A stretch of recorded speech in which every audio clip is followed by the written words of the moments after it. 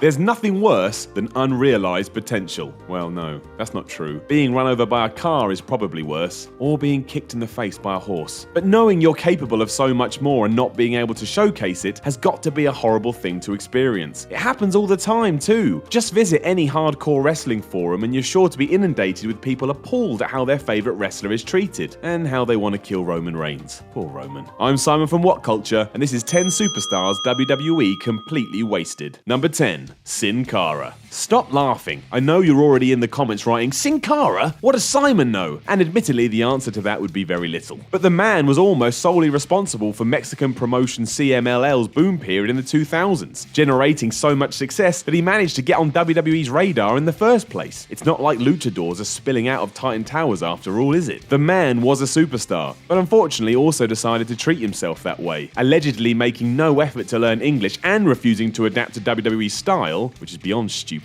He then got suspended for failing a drug test. After all of that, it's no wonder management couldn't be bothered with him anymore. You'd have more hope trying to train a dog. Still, if there had been some compromise between the two, Sin Cara's status could have been more than just that masked dude who was in the ladder match at Mania 32. Number 9. Drew McIntyre. As of right now, Drew McIntyre is a star. Ever since he was released from the WWE in 2014, the man has made every effort to shine and has proven to be a huge hit wherever he's turned up. This was true at one point during his WWE stint too. Unlike a Jeff Hardy or a Daniel Bryan who organically made their way up the card, Drew was handpicked as a superstar. Vince McMahon even came out on TV in 2009 and said so himself. That's like winning the lottery when you're already loaded. But then everything changed. After the decision to have him win the Money in the Bank match at WrestleMania 26 was reversed, McIntyre's star faded. Resurrected briefly after an almost silent 2011 when he formed the three-man band the following year, it was obvious that he was improving and could be used in a better role. But he wasn't, and was let go. Only now do we see what could have been. Number 8. Kanyon. Who better than Kanyon?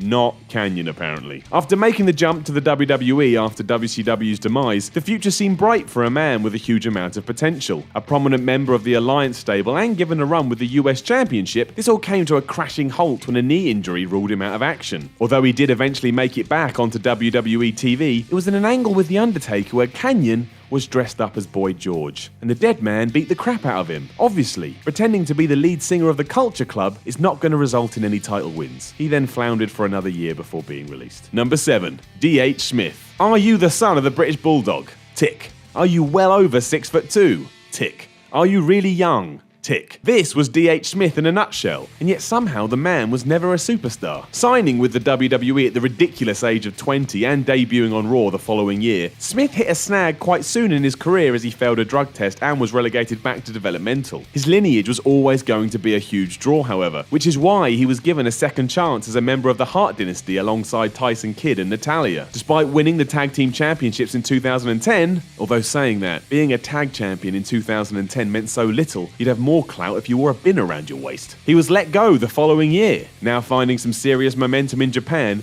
it's bizarre why WWE didn't try and do more with him. Number 6. Steve Williams. Steve Williams, aka Dr. Death, aka Jim Ross's best friend, aka the man who got knocked out by Bart Gunn in the Brawl for All, was tipped for huge things when he came into the WWE. Unfortunately, being smacked around by a fake cowboy in a shoot fighting contest ended all of those plans. The man was even going to feud with Steve Austin, but who could really buy into that after he was leveled by Billy Gunn's brother? Number 5. MVP. If you're a wrestler who's busted their ass for years to get to the WWE, it must bring a tear to your eye when you're told the idea they have for you is a losing streak. Sure, because that'll get over. Hey everyone, look at this guy. He's a loser. Cheer for him. This is the process one MVP had to go through, despite a relatively strong start. His feuds with Kane and Chris Benoit were well received, and it was obvious that he had something. Sure, he was gifted the odd title reign here and there, but for the most part, MVP felt like just another cog in the machine. He eventually left in 2010, heading to Japan where he was also underutilized, and then did the same with TNA, and then recently got fired from Lucha Underground. Maybe WWE isn't the problem here. Number 4. Dolph Ziggler. The ongoing argument when it comes to WWE superstars who are underused, Dolph Ziggler has been the constant what if for the past few years. An incredibly hard worker who bumps as if he'll actually die unless his back crashes into a canvas. He's also been a part of some truly special moments that fans still talk about today. But then why hasn't he been a multi-time world champion? And why does he find himself lost in the mid-card? It's the mystery that never ends. That and who was responsible for GTV.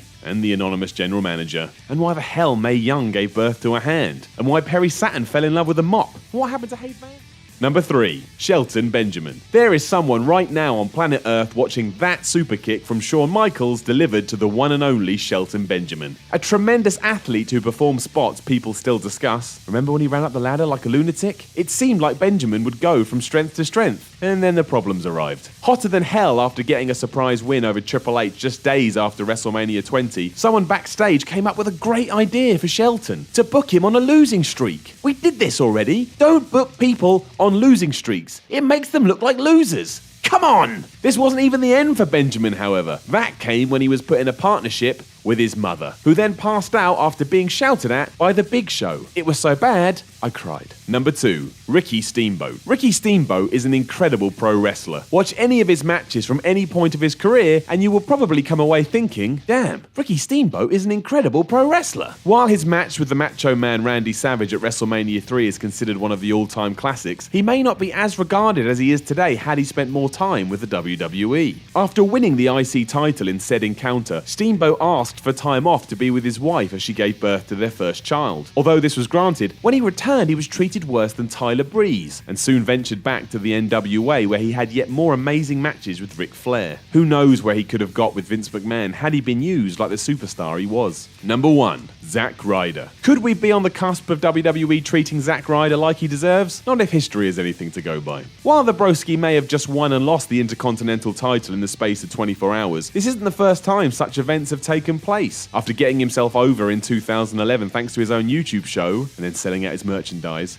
and having fans chanting his name at events when he wasn't even there, WWE eventually pulled the trigger and gave him a run with the US Championship. This was surely the start of something beautiful, right? Wrong. Not only did he lose the belt, but he was then left injured and wheelchair bound thanks to Kane, and then lost his girlfriend Eve Torres to supposed best friend John Cena. That is some fool. He was turned into a wounded, championship-less, jilted lover. Who wouldn't get behind that? Are we now on the verge of his first proper push? Let's not hold our breath just yet. Are there other wrestlers who weren't given their due by WWE? Let us know in the comments below, and don't forget to like, share, and subscribe. You can even find me on Twitter at SimonMiller316.